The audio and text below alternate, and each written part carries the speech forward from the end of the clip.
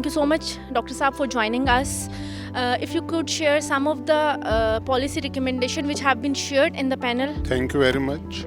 I'm grateful for STPI to arrange this session. I think it was very useful in the sense that all panelists by and large agreed on certain recommendations. I think there is a general consensus that unconditional cash transfer programs alone cannot reduce poverty.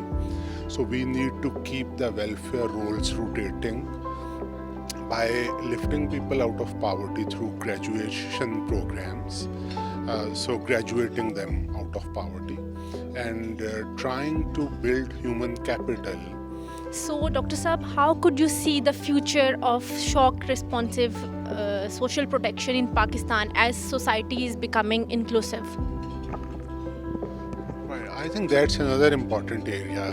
While we had many social protection programs before COVID, but we didn't have a very coherent, integrated, shock responsive strategies.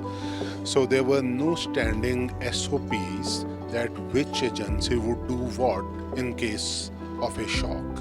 Now, we have learned from COVID that there should be a cross government, and by that I mean the federal government and the provincial government and across government within the provinces and within the federation also. There should be an overarching shock responsive policy which can guide all these government departments and agencies how to respond to a future shock, and these should be the standing SOPs. So whenever any shock occurs, let's say the Federal Ministry of Industries know what it needs to do, the SAS program should know what they will do, the provincial governments would know.